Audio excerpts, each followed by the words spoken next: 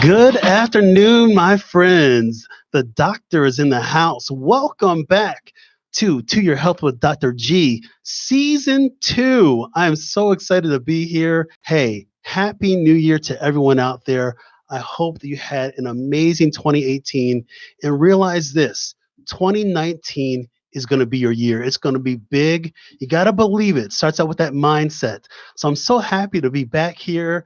I had a couple weeks off to enjoy the holidays and spend time with my family, but we're back here focused about our health.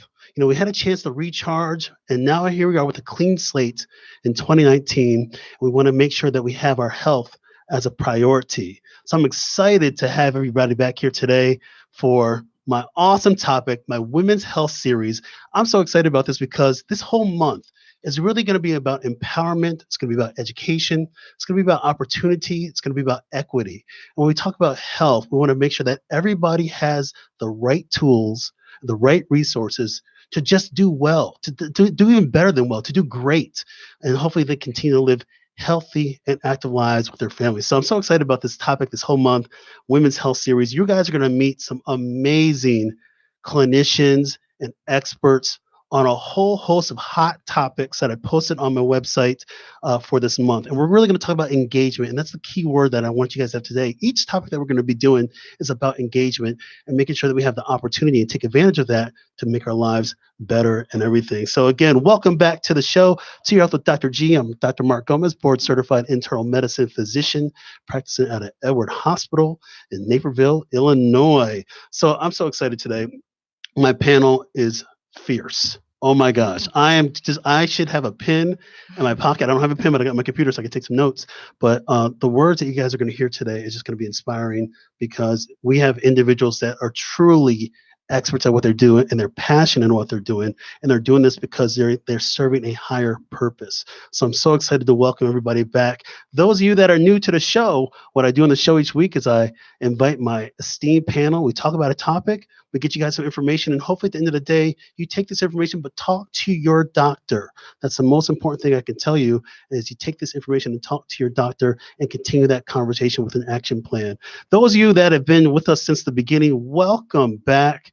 We are so grateful. And again, season 2, I'm so excited.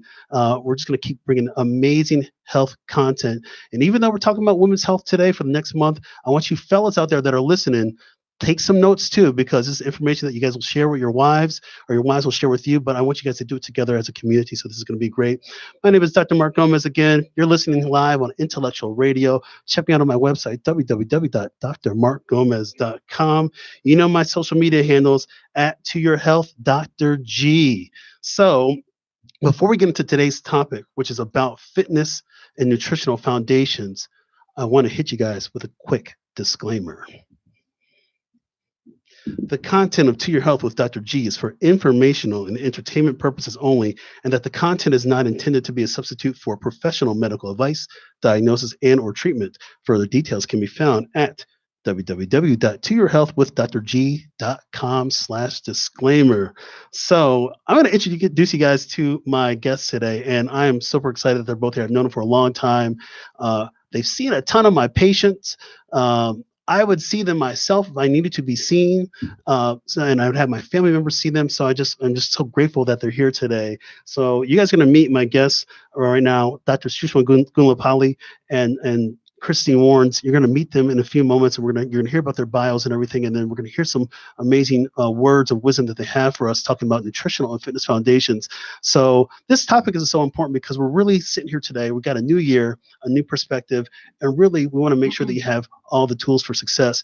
What better time than now to have a New Year's resolution, but a New Year's resolution to make your health a priority so you can do more things with your family and your loved ones. So without further ado, I want to introduce my guests. And again, I'm super excited. Again, we're all about today here. We're all about building trust and delivering truth. And I think that's an important thing. We want you guys to get your information from reputable sources. You got me here. You got my esteemed panel. These are individuals that are in the trenches, and they are ready to give you guys some amazing information. So without further ado, I want to introduce my guests. So immediately to my right, I've got Dr. Sushma Gunlapalli. She's a double board certified a gastroenterologist and obesity medicine expert. She's with the group Suburban Gastroenterology Ltd. Check her out at www.sgihealth.com. Dr. Gumapali, welcome to the show. Thank you, Mark. I am so excited to be here. Wow. And Happy New Year to everybody. Excellent. What a great way to start 2019. I'm so excited that you're here. You know, I've known you for forever.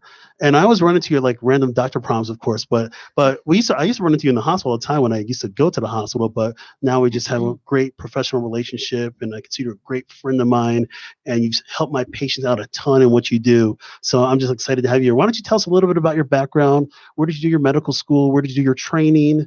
And really, what is today's theme of nutritional and fitness foundations? What does that mean to you? Sure.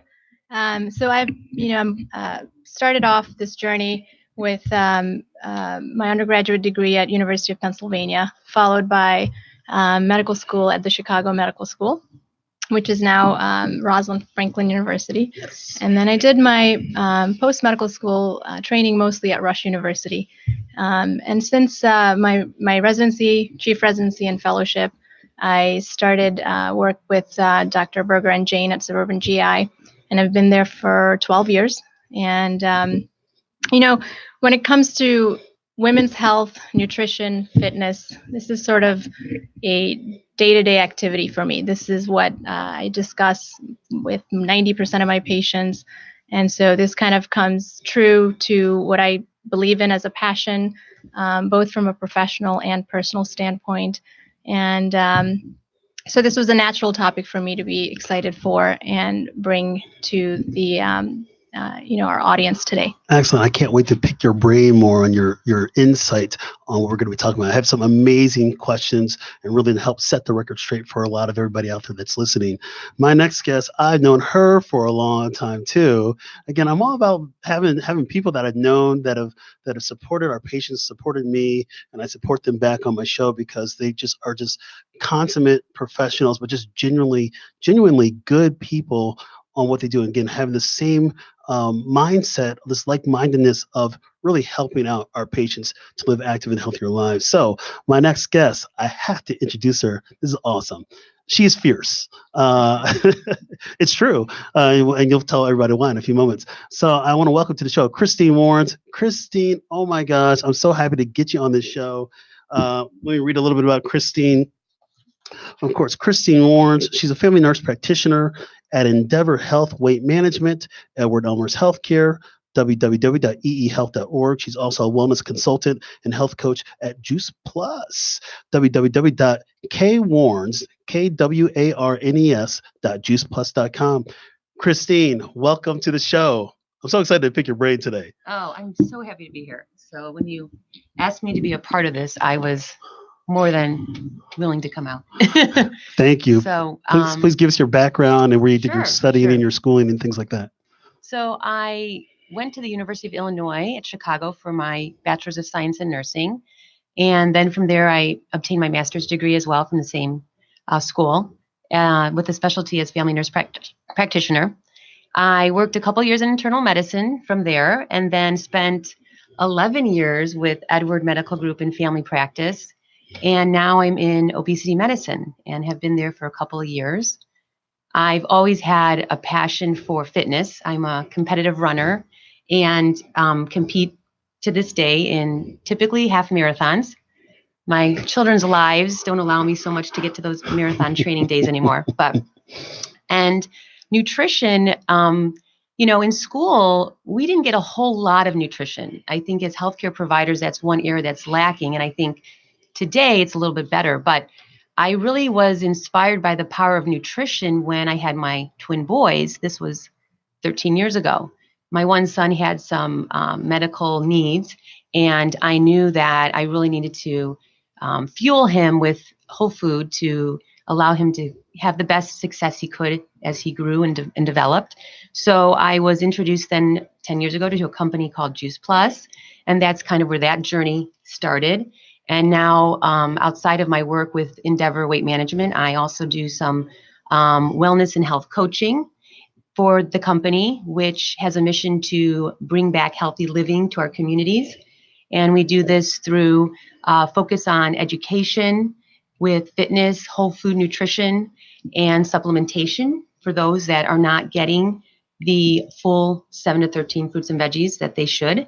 And we also do some hydroponic gardening systems for those that don't have access to whole foods. So it all kind of blends together, and it's just something I've always been so excited for. So glad to be here. Excellent. Welcome to the show. We do have one more guest coming. I want to just acknowledge her. She gets here. Her name is Tony Havela. She is an amazing nutritionist, and I hope that you guys get a chance to meet her in just a few minutes. So here we are today. You've now met some of the panel and heard their credentials. Again, trusted resources.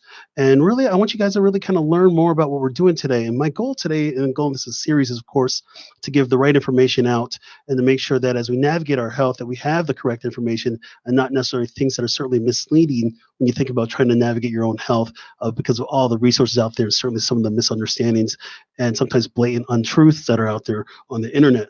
So what I do is, now that you met the panel, I always like to ask a question of the hour. And so in healthcare, when somebody comes in and sees us in a practice, we call it the chief complaint. And so what we're going to be discussing and framing this conversation about is really kind of the question of the hour. And so that question is really about, what are the necessary steps for women to be successful in nutrition and fitness? And the reason why we're having this conversation today is because we have the rise of chronic disease burden.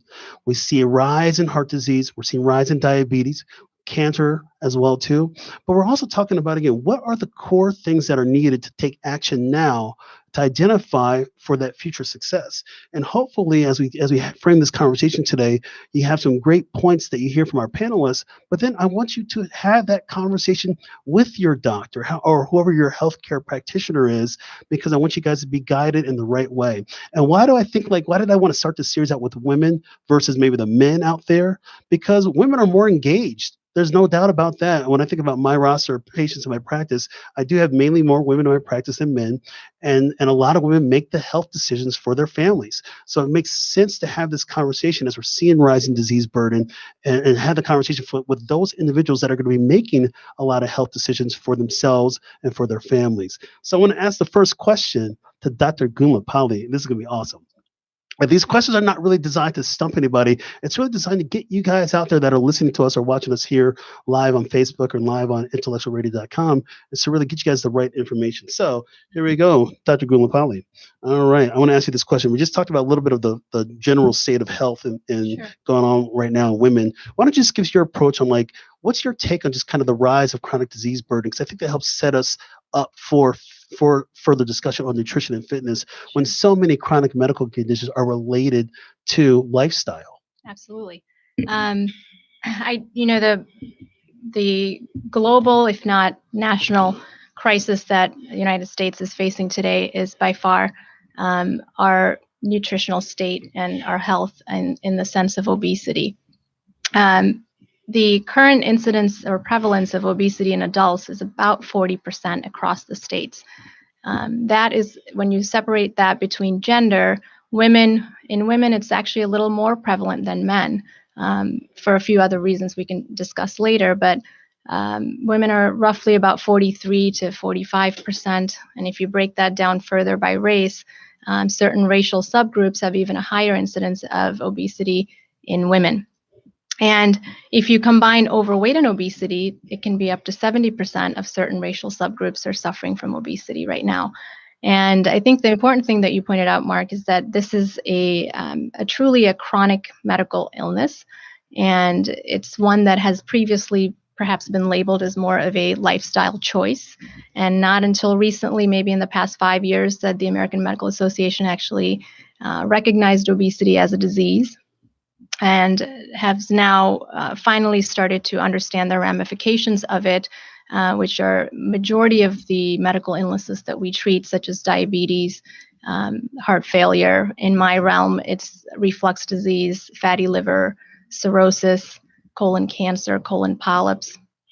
And I think as providers, we are unfortunately getting to these patients once the end stage disease has already occurred. So really, it's a disease that is time dependent. This doesn't happen overnight. And so obesity is something that gradually changes over decades. So the typical patient that I see is perhaps a woman in her 50s to 60s who every year, perhaps after her 20s or once she started to have children, every year she slowly, gradually gained 5 to 10 pounds. And, the ramifications of this illness may not be perceived to the patient as a problem until they get into their later decades, 60s or 70s. And by that point, it's been there a very long time. And your body has remained at the set point for a very long time, and it's much harder to change at that point. And even just in the recent past, have we recognized that this is actually starting so many decades prior, and that we need to get to this disease at an earlier stage for focusing on prevention.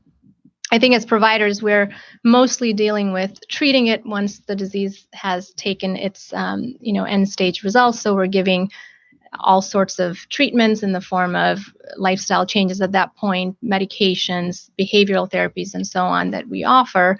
But we do need to target the population before we get to that point. And so I think the burden is definitely rising, and I think that's fairly certain. But where we make the most impact, perhaps, is before they even get to us. And I think things that you're doing, which is reaching out to the general public and educating this population earlier on in their life so that we can hopefully prevent it more successfully. Excellent. I totally agree with that. And we're trying to create this urgency now because we keep seeing the rise. And really, when I think about a lot of my female patients, is you're right. The diagnosis may be delayed, or they may have had something for a while, but a lot of people seek medical care when they are ill. And we have that kind of mentality of the sick system. And what we're going to try to do is change that mentality and that mindset to be, we want you to see the doctor when you're well. Mm-hmm. And that's hard sometimes because maybe there's a cost to that, or there's other kind of barriers that are out there. But we want people to see us when you're well. Before problems may get worse. And certainly if something is off, I always tell people this: there's no such thing as crying wolf when it comes to your health. If something's off, you get it checked out. And I'm going to repeat again: when something's off, and maybe it doesn't go away for like a couple of days, but if something's hanging out for a little bit of time, you need to go get that checked out. And so we never know what's happening to the body, but if you get seen earlier, so the mindset that you're talking about, Dr. Gumbel, is exactly right. So let me ask this question to Christine. Christine, you've seen it. You've been in practice for a long time now.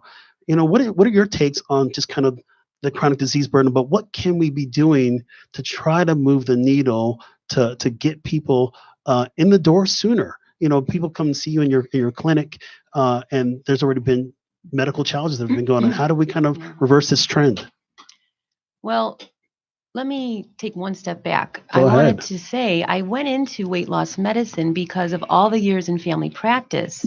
I would see patients that were suffering with the disease of obesity, but weren't yet ready to make the decision to act on it. And it was hard. It's hard to initially have that conversation with your healthcare provider. And so the years go by and the weight comes on more and more.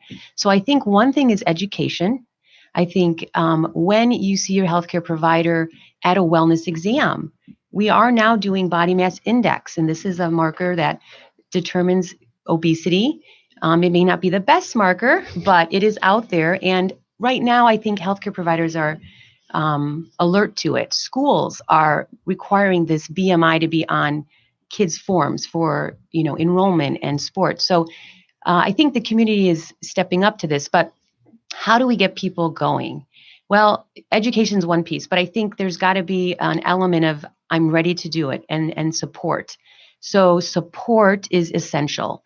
For a woman in her 40s, 50s, she's got sometimes children, she's got a full-time job, she's got a household. So trying to eat healthy, exercise, it's difficult. And unless you have support through friends or a spouse, it can be really challenging. So support, structure, schedule, these are things that we need to talk about with our patients. We need to discuss how do we go about doing that. Behavior change through one simple step. And I think that needs to be brought up by practitioners to talk about behavior change. Sometimes there's not enough time allowed for that. Mm-hmm. And that's unfortunate. But I think education, setting goals, expressing to patients in a clinic setting, hey, we know if you are diagnosed with obesity at a young age, you lose years of life.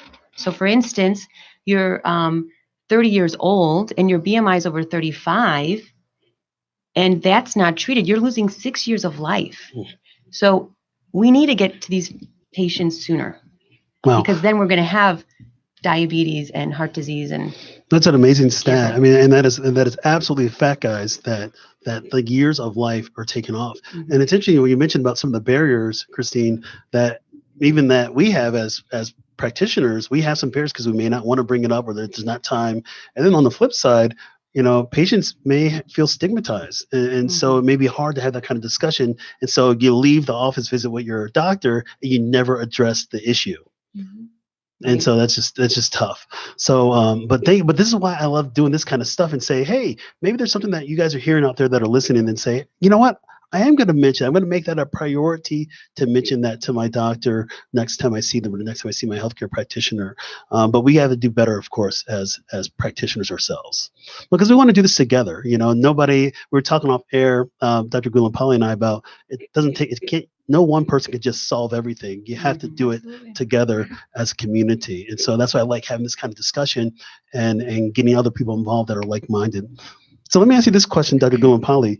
I get asked this question almost all the time by my patients, but the women in my practice, men too, but again, we're focusing on the ladies out there. I get asked this question all the time. So here's the question that I get asked.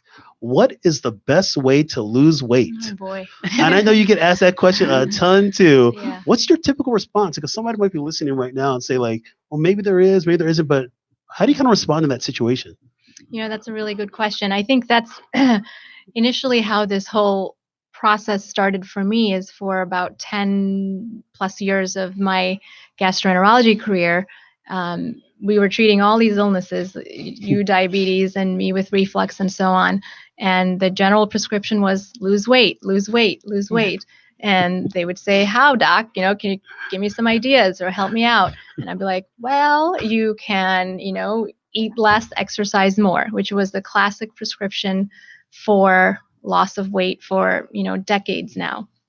And then I had, a very real recognition of the fact that hadn't been so successful in getting the right outcomes. But I really didn't have an answer for them. And I think this is what kind of started that search to say, when they said, well, if you have something for me, I'd be happy to follow through. What I had was going to the commercial weight loss companies, Weight Watchers, some sort of maybe program that's out there. And then, once I started to sort of delve into the whole nutritional basis of obesity, or just the theories of what causes obesity, like you said, it's not so simple. It's not one illness, and therefore the weight loss is also one answer. There are so many different factors that play a role for each patient. But if they ask me what's my most common answer, I say it's not in one place. It is a change from a diet perspective. There has to be a change in, it's not the calories in, calories out theory anymore, which has been the focus for most of our patients.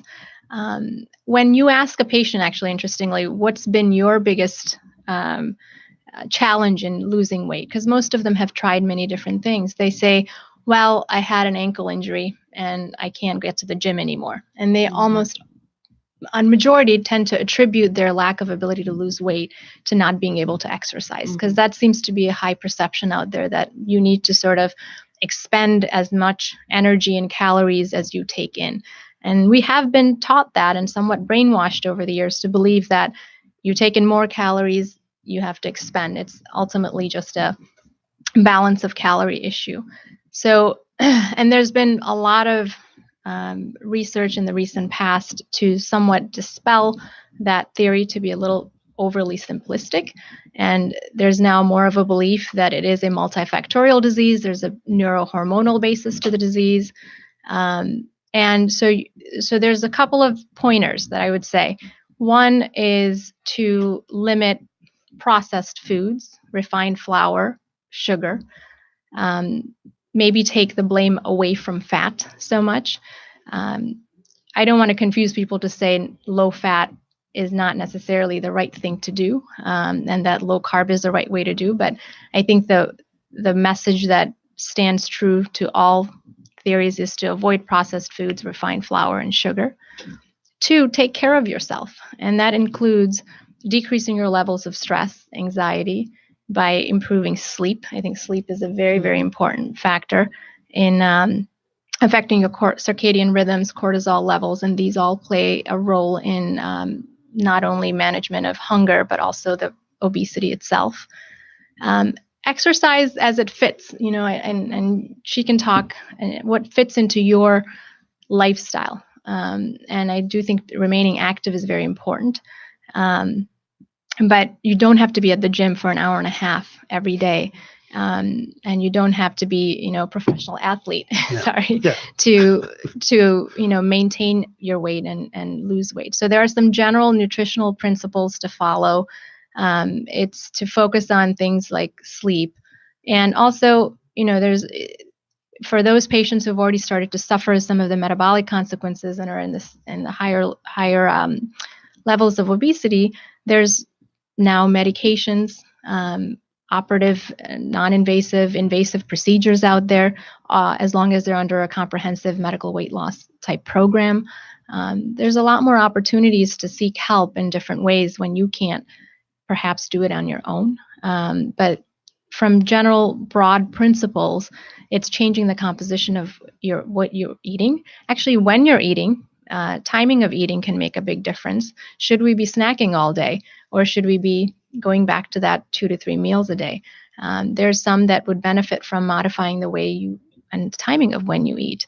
Behavioral modification also is very important. Sleep is important.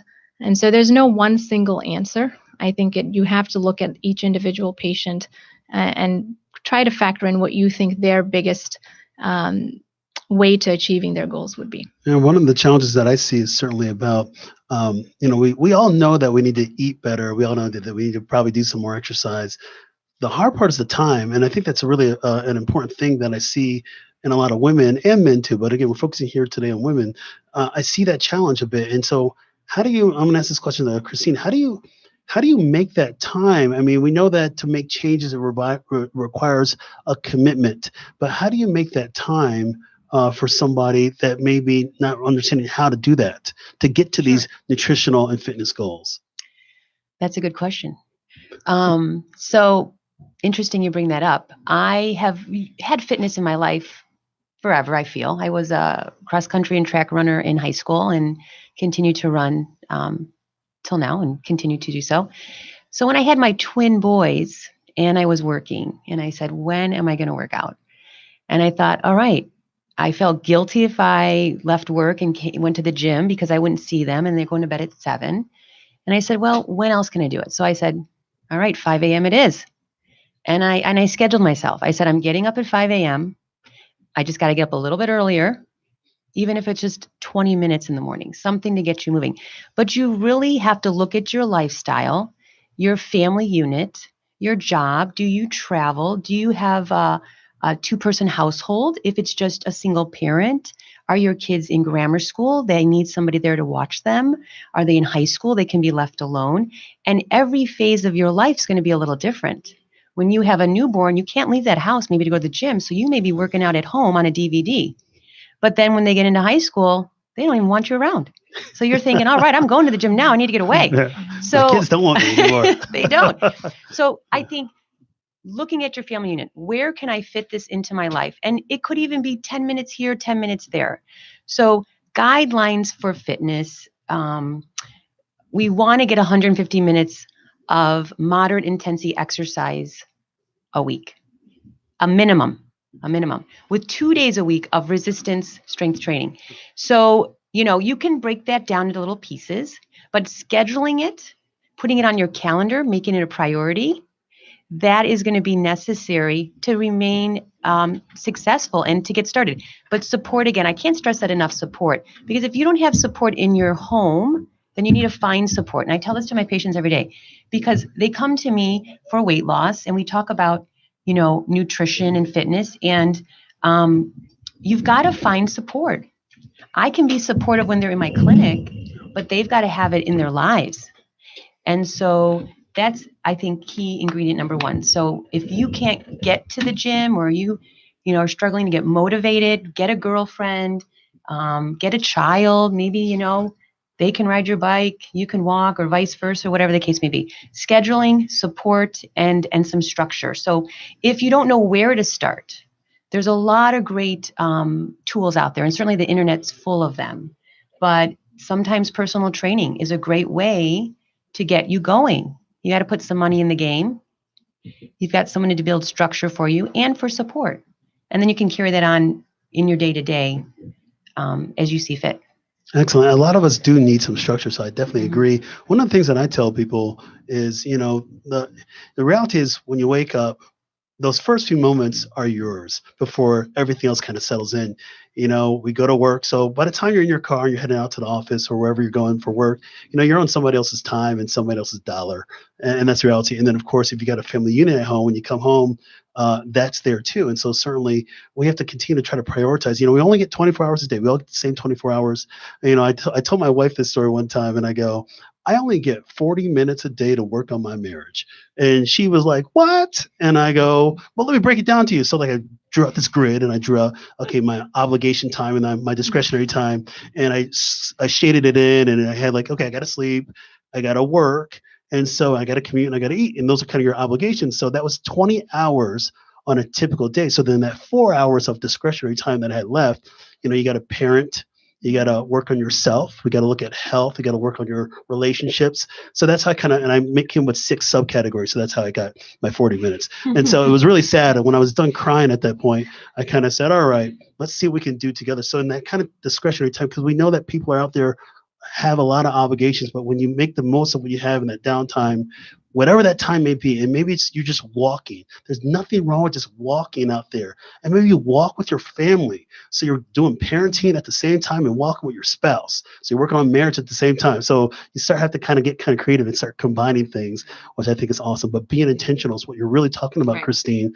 And that makes a difference between somebody that's going to do well with their health or somebody that may have some challenges with the structure. I totally agree with you on that one. I want to welcome to the show Tony Havela. Tony, welcome to the show. She's been here before. I'm so excited to welcome you back. Tony was on my show that we did a number of months ago on healthy eating, and she is the epitome of expertise on healthy eating. So I want to introduce her to our crew. Tony, you can find her out she's a weight loss clinic dietitian at Endeavor Health Weight Management, part of Edward Elmer's Healthcare. Check her out, www.eehealth.org. Tony, welcome. We're just talking about a little bit about some of the foundations that people will need for success, especially women. From a nutritional standpoint, is there any kind of, you see clients all the time, you see a lot of women. Is there any kind of foundations that you tell them? They might say, Tony, what should I be doing now? I know you got to kind of individualize it and personalize it, but are there any general rules of thumb that you follow as a dietitian? I think the first thing that I talk about with women, it comes up over and over again, is the time they're spending on self-care. And a lot of women have raised children. They maybe have cared for parents and maybe spouses. They forget to take care of themselves. And realizing that that's a huge priority and something that needs to be attended to. So covering that topic of self-care. And once that starts, it kind of opens up a lot of topics. Are you sleeping? That's a huge one, not getting enough sleep so they can care for other people. So just bringing up that topic, and it's really a self-love thing, and also something you can do for your family to take care of yourself. So that's usually where we start. And then can you talk a little bit, Tony, more about just what kind of a time frame do you normally, you see people, you see patients, you're really trying to help them out. And I want to stress the importance of having this multidisciplinary approach. I mean, Tony sees a ton of my patients, Christine sees a ton of my patients, and Dr. Gulapali sees a ton of my patients.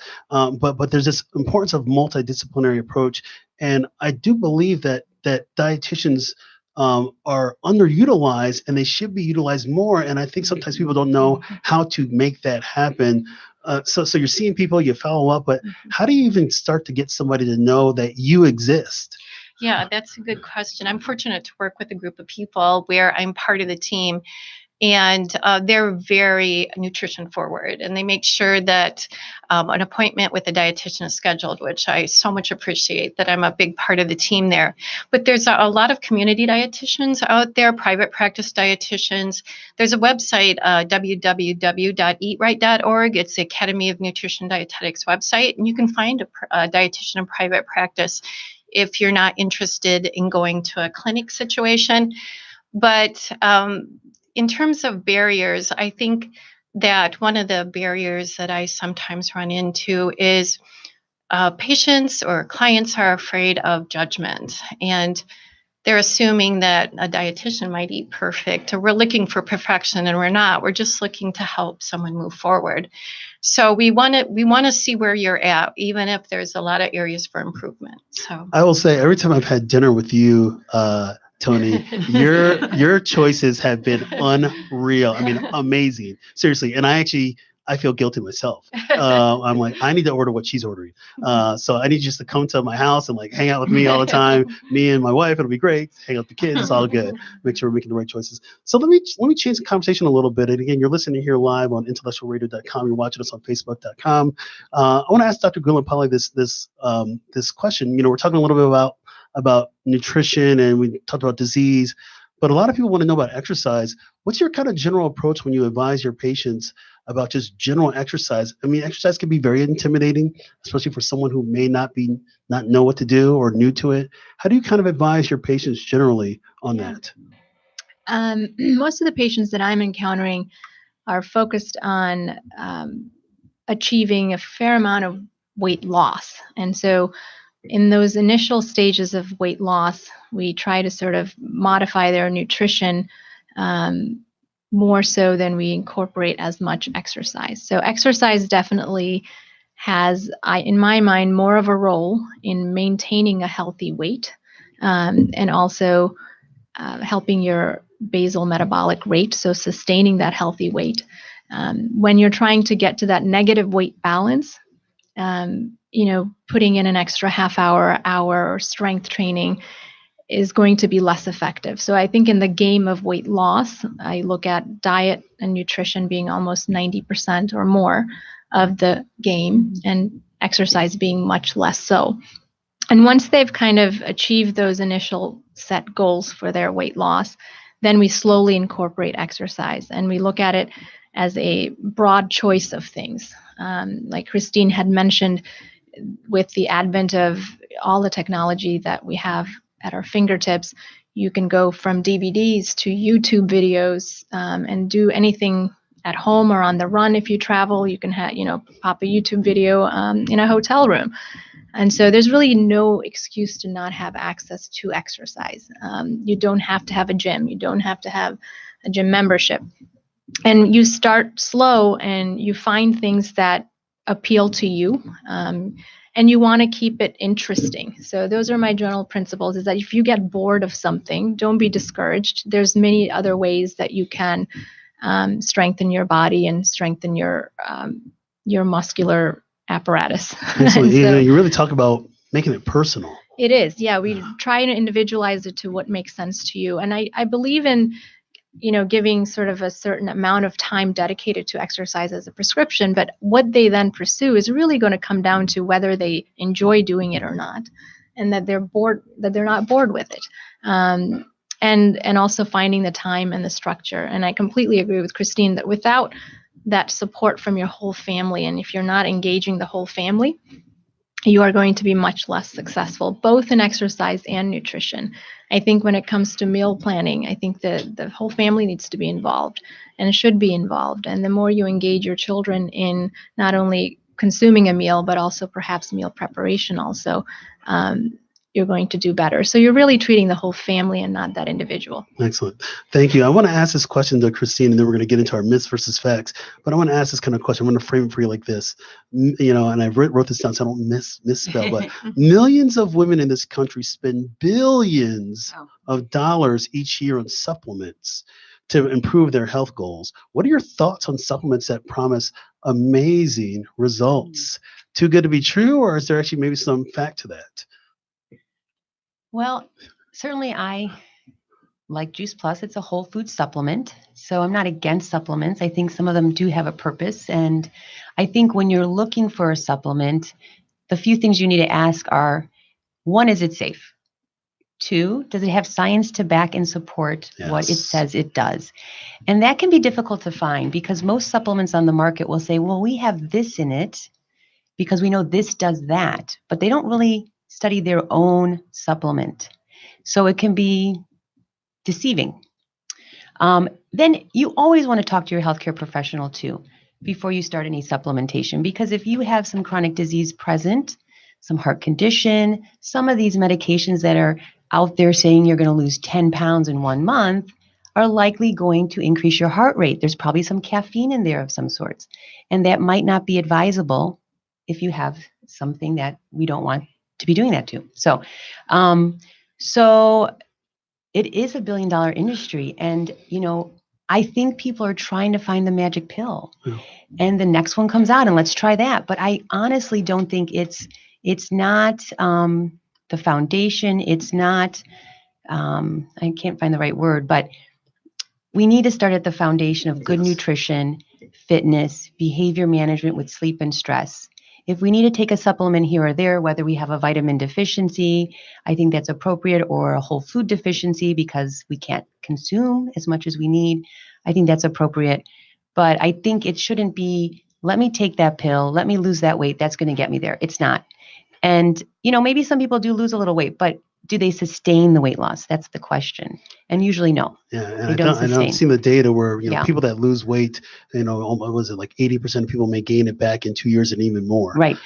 So I do have patients and they'll talk to me about what they're taking or have. And I say, well, bring it into my office. That was the one thing I didn't mention, the label. You need to look at the label because it tells you what's in some of these things. And a lot of them are just, some herbs or vitamins or whatnot. And so you're spending all this money on something that we don't know if it even works, if it's even safe. So I always encourage them to bring in the bottles, talk to your healthcare provider. Don't just go out and buy this because Dr. Oz says it was a good thing. No, I like Dr. Oz, but I'm just saying, yeah. All right, thank you. So what we're going to do now, we're going to get into what I call the myths versus facts section, and this is something that I unveiled on the show a long time ago, but it's really to help set the record straight. So what I've done is I've gathered some statements, and I'm going to ask the panelists to kind of give us I'm going to read the statement, and then I'm going to ask the panelists to give us a few sentences of commentary, whether it's myth or fact, or maybe it's a little bit of both. Maybe I kind of have an ambiguous question for you guys. So maybe I'm just trying to fool you guys and stump you, but I'm not really trying to stump anybody. But we want to make sure that people have the right information. So I'm going to say the first statement to Dr. Gulampally, and you will say myth or fact and tell us a bit why. So here we go. I love this one. All right. Breakfast is the meal of champions. It should be filled with a healthy mix of grains, including bread, cereal, bagels, and fruit, and should not be skipped. Ooh, that's a good one. Makes you think, huh? I'm going to say a myth on that one. I'm going to throw it out there. That's a myth. To a lot of people, whether that be routine or truly what has been sort of advertised through marketing and some of our medical societies as well, that it is a truly breakfast is a meal of the champions. And without it, you're setting yourself back by not giving yourself the amount of energy and calories that you need in the morning. And from truly a scientific perspective, that's a myth. Your body has endogenous cortisol and endorphins in the morning that can give you the energy that you need. And we also have additional sources of energy that your body can then use, such as gluconeogenesis, which is where glucose is produced through your liver. We can use our fat stores. You're certainly not going to starve without that morning meal. And if anything, there's more recent interest in timing of prolonged fast can actually improve your insulin response and can promote weight loss. So I do think that breakfast is, for one, the need for the meal, I think, is a myth. And also the big deterrent also here is that majority of our breakfast food is really desserts. If you think about what we eat for breakfast, it's cereal, easy cook oatmeal, which is laden with sugar. We have yogurts, which some choose as their healthier option, but the flavored yogurts have apparently more sugar in each serving than a bowl of Lucky Charms. And so a lot of the breakfast foods that we're often in a rush in the morning, and therefore we need something that's convenient and fast. And that means those products that have an extended shelf life, and these tend to be laden with refined flour, sugar, and carbohydrates. So when you look at the 3 meals of the day, breakfast happens to be the one in the Western diet that's most laden with sugar. And so my feeling is that breakfast is one that is not necessary. Now, some people are very hungry in the morning and they absolutely have to have something. And for those people, I think there are some nutritious options for breakfast, but the traditional Western breakfast, I think, is one that can be altered and certainly not a necessity. All right, thanks. I'm going to ask this question to Tony. It's not a question, sorry, a statement. Myth versus facts, here we go. To lose weight, you have to give up all your favorite foods. Well, that's absolutely false. Absolutely false. Please give us a statement on that. Yeah, there's no food you truly can't have. I think it's really, to me, how I talk to my clients is differentiating between everyday foods and treats. So an everyday food would be something that is very nutrient dense, has a lot going for it nutritionally. It's fuel for your body. And then we have the treat category. When treats such as pizza or cookies or candy become everyday foods, that's when we have the problem. So there is no problem at all with someone having cake on their birthday or a special celebration. But when those foods, again, work into our everyday diet. So no food you can't have, but it's just frequency and amount. You can have a slice of birthday cake, but, having several slices in a day is going to be an issue. So excellent. Thank you. All right, here we go, Christine. Here's a statement.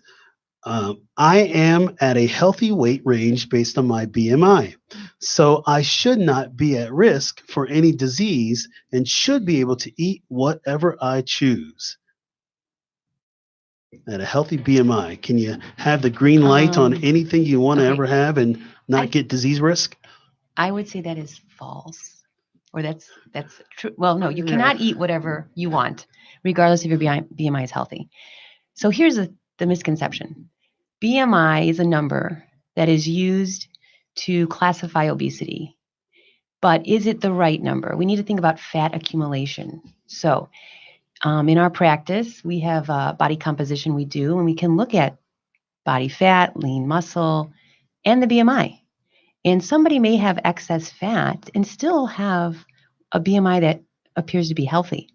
So just because your BMI is in the normal range doesn't mean you can throw your hands up and say, I'm going to eat whatever I want. You may also be somebody who has a very fast metabolism and you burn things off.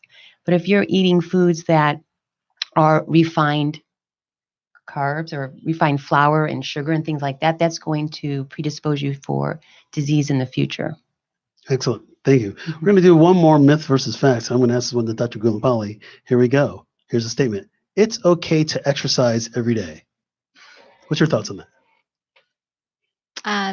So no myth or fact? Yeah. It's not exactly a myth or a fact. Yeah. Do I think there's anything wrong with that statement? No. It is okay to exercise every day. Absolutely. Do you have to exercise every day? Not necessarily. I think on the converse, I think if you actually don't want to feel like you need to do it every day and become so obliged to do it that it becomes a weight on your shoulders. Rather, if you have a healthier outlook, I can do this 3 times a week, 5 times a week.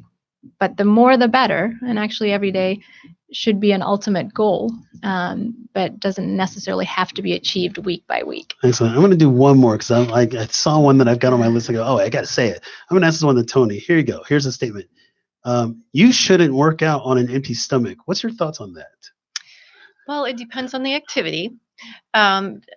exercise does lower your blood sugar. And so for someone who has a more sensitive blood sugar, someone with diabetes or pre-diabetic, they probably should have something to eat prior to a workout because we don't want their blood sugar going too low. All they need to have is a little bit of carbohydrate, like a piece of fruit. Doesn't have to be a whole lot. Typically about a half hour to 1 hour prior to exercise is the right amount. Now, there's other people that can actually wake up and exercise and not have a problem with their blood sugar. So I don't see that as an issue. But with real intense cardio exercise, you're not going to do your best performance without eating something before a workout. But light weightlifting certainly could be done without a little bit of food. Excellent. So we have like 5 minutes left. So what I want to do, we've been having this just amazing discussion about nutrition, health, disease, fitness, and just really trying to make sure that we know that the foundation is the important thing that sets you up for long-term success. So what I want to do, I mentioned at the beginning of the show, we're doing the chief complaint about the question of the hour and what are the necessary steps out there for women to be successful with nutrition and fitness. When we're done seeing our patients in our practice, we call the assessment and plan, and we kind of wrap it up and everything. So I'm going to start with Tony. Why don't you give us just maybe a few take-home points for women that are out there that are listening, or guys that are listening to us that want to pass information on to their wives? But what are some tips out there, like maybe a couple tips out there for women to be successful, some take-home points when it comes down to nutrition and fitness foundations?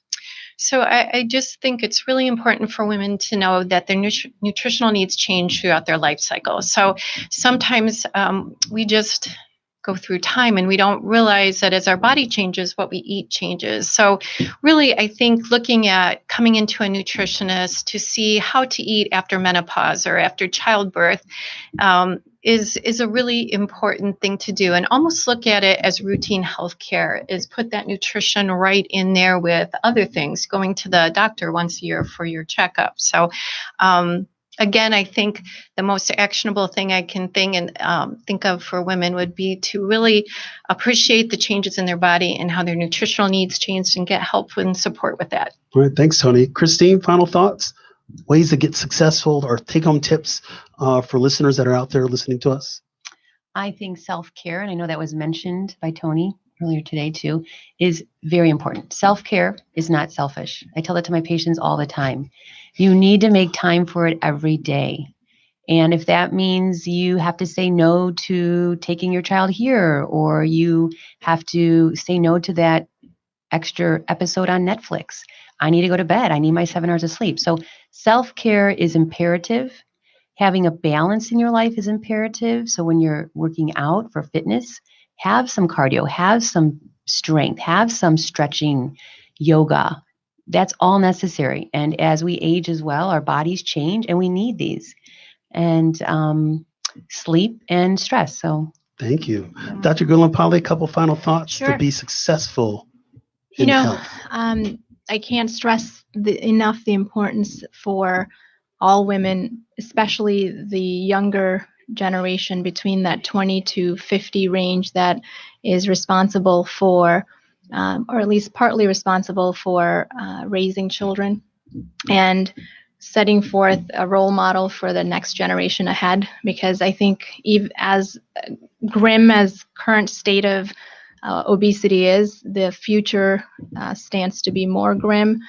Childhood obesity rates are only rising, and we as women have part, and if not in a lot of families, the majority part in establishing nutritional foundations for these children. And the sad facts are, as it stands, about 17 to 20% of kids are already obese. 30% are overweight and obese. And if they have one parent who's obese, their lifetime chance of getting obesity is 50%. And if they have two parents that are obese, their lifetime chance is 80%. And this coming generation is thought to be the first generation to not outlive the generation before.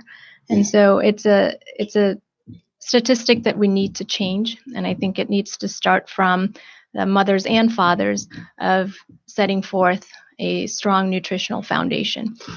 Thank you. Thank you, Dr. Gullampali. My final thoughts are this. We're here today talking about really having a foundation. We know that losing weight, eating healthy can be hard. It's not impossible, though.